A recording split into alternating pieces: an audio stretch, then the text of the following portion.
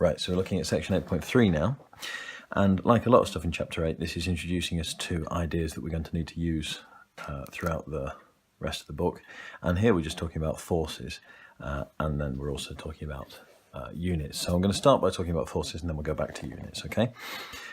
Now, this really is an idea. I'm sure you've seen some things like this in physics lessons, but just in case you haven't, or if you're not doing A-level physics and you've not seen this since GCSE, let's just have a quick reminder of this idea. So, forces are just what you think they are, right? Pushes and pulls. If you're pushing a book along the table, then you're providing a force. If you're standing in a boat, then you're pushing down on it. Your weight is pushing the boat down, right? Or the weight of the boat is pushing itself down. If you've got a force in a certain direction, then the object that is having the force applied to it is accelerating in that direction. There is going to be a change of velocity in that direction. So if I hold my pen here, if I let go of it, it doesn't stay still. It goes from a velocity of 0 to falling downwards. So the weight of the pen is the force that pulls it downwards, and it falls down towards the ground, or towards the centre of the planet, to be fair, or to be exact, because it's the towards the centre of mass of the object that's pulling it down, and the object that's pulling this pen down is the Earth at the moment. Now, if you've got a book sitting on a table, like in the diagram, the weight of the book is pulling it down, but the book isn't accelerating downwards through the table because the table is pushing back up on the book. Because this thing isn't accelerating, there must be some force to balance out the weight. So we've got the weight of the book pulling it down, and what we call the normal reaction force. Now, that word normal there means perpendicular, means at right angles. So the table provides a reaction force at right angles to the surface of the table, okay? So it pushes straight upwards, in other words. If you had a table on a tilt and you got an object sitting on the table there, the weight of the object would be pushing downwards, and the reaction from the table would be pushing that way. So if you look at this diagram, there's a force pushing downwards, there's a force pushing upwards, but this force is also pushing that way a little bit. What would happen here is that this object should slide down the table, and the reason it doesn't is because friction is stopping it sliding down the table, okay? And if you tilt the table up far enough, then the object does slide down the table because the weight pulls it down and the friction isn't enough to hold it up. Now, that sort of question doesn't come in until the second half of this course. This is year 1 book. Putting things on slopes happens in the year 2 book, so I'm not going to talk about that too much at the moment. But the idea is, if something isn't moving, if something's in equilibrium, then it is that the forces are balanced. In equilibrium means either it's not moving or it is moving at a constant speed. In other words, it's not accelerating, okay? So let me just recap, make it all clear. If something has a force acting on it, has an overall force acting on it, then it's going to be accelerating. If it's not accelerating, we say it's in equilibrium. And there's 2 versions of not accelerating. That is staying still, static equilibrium, and moving at a constant speed, okay? Now, if something is moving at a constant speed, in any situation that we're used to, there is still a force acting on it. So if I take this book and push it on the table, I'm providing a force, so that stops it staying still. I provide the force, I push it that way, and the book starts moving. So it's accelerated from 0 to moving. But if I let go, it doesn't keep going.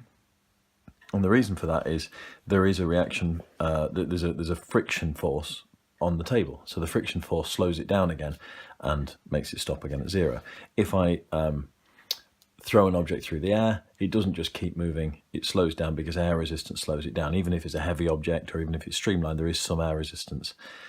So even if you're in low friction environments and you have something that's streamlined, so there's a low air resistance environment, something wouldn't keep going forever, right? So if you got, say, an ice rink, and or if you've got a huge ice rink and a streamlined ice skater, then if you push them off from one side, they still wouldn't keep going forever. Eventually they would stop, even though friction's low and air resistance is fairly low those two forces would still cause a deceleration, so the thing wouldn't, strictly speaking, be in equilibrium.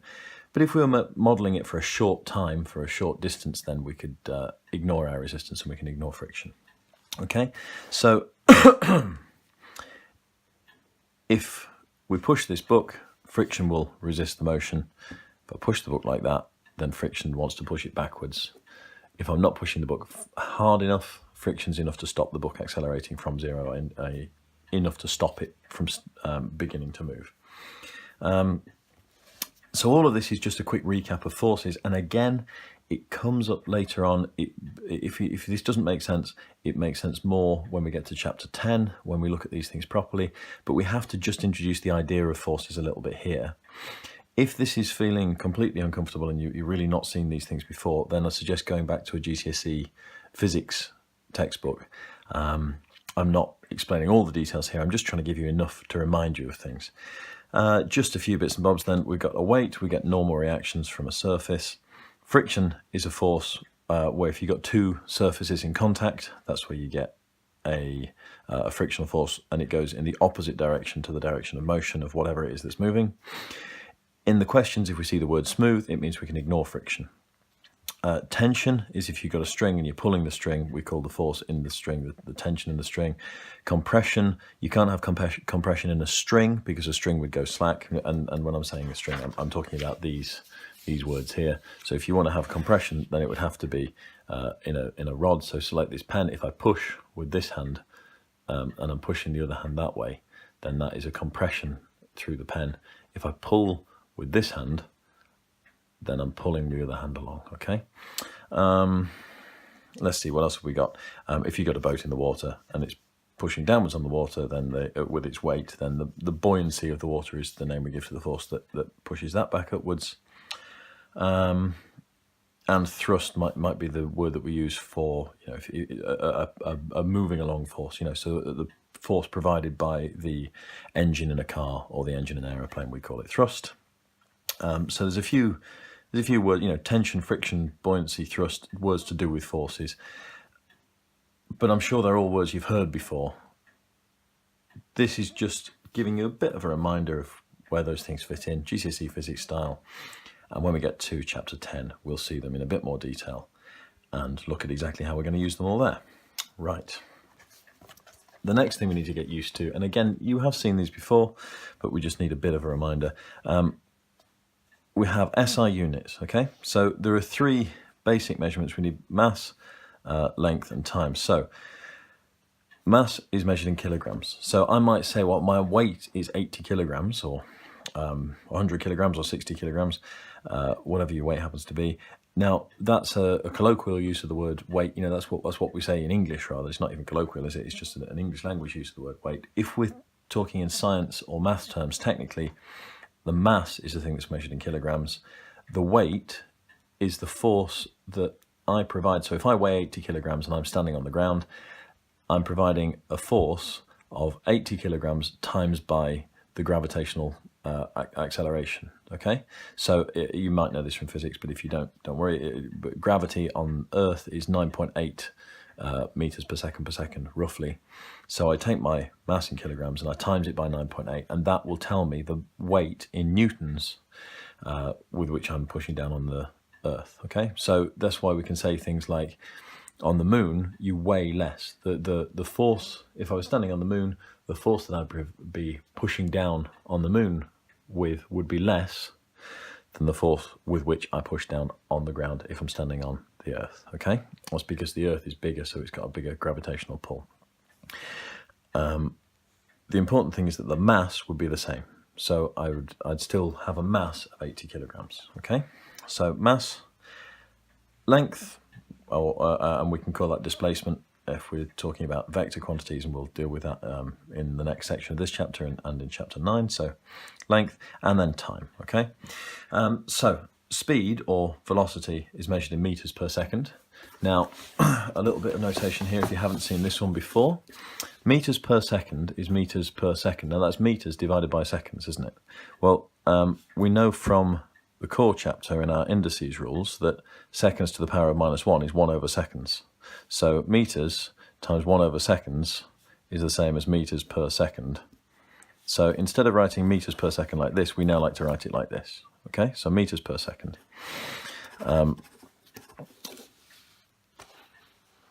Acceleration is a change in velocity, but specifically it's a change in velocity over time.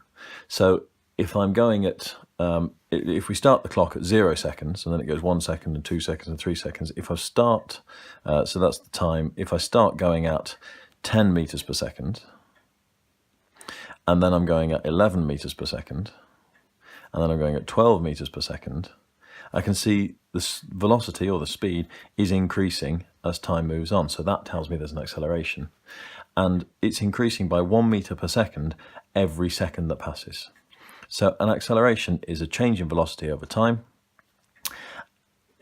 So it's how many meters per second are we increasing by per second. So in other words, it's how many meters per second. And if I just use my indices rules here again, meters per second is meters seconds to the power of -2. Okay, so sometimes people say meters per second, sometimes they say meters per second squared, and that's the units of acceleration. And if you just think about what acceleration means, a change in velocity, the units are actually intuitive, even though they don't necessarily look at it at first. Everything we can measure, we can turn into something to do with mass, length and displacement. Often that's a useful thing to say, so meters per second for speed, meters per second squared for acceleration. For a force, we measure them in newtons. Now a newton, strictly speaking, is 1 kilogram meter per second squared. Now, what is a kilogram meter, and what does it mean to have 1 kilogram meter for every second per second? That's not something that's easy to get your head around particularly.